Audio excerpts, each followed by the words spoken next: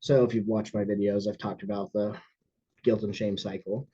And so the guilt and shame cycle really plays into the pain versus pleasure principle quite well. And the pain versus pleasure principle is simply moving away from pain and towards pleasure. We all do it. Every organism on this planet that is alive will move away from pain and towards pleasure. Now that's not always simple because in in logical terms, it's like, well, how am I moving away from uh, pain if I keep gambling when I know I'm in debt, right?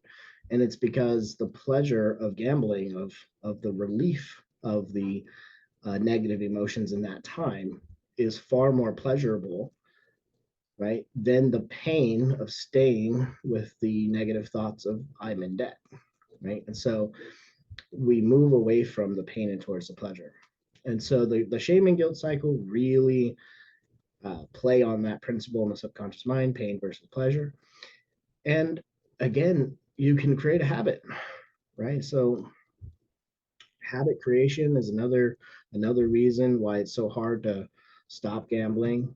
If you've watched my videos, I've talked about the shame and guilt cycle. I've talked about variable rates of change issues, and now I'm talking about habits, pain, pleasure, pain and pleasure principles, and then maybe in the next video I'll talk more about the habit creation and how that actually works, and how you actually truly create a habit, because people get that wrong all the time, right?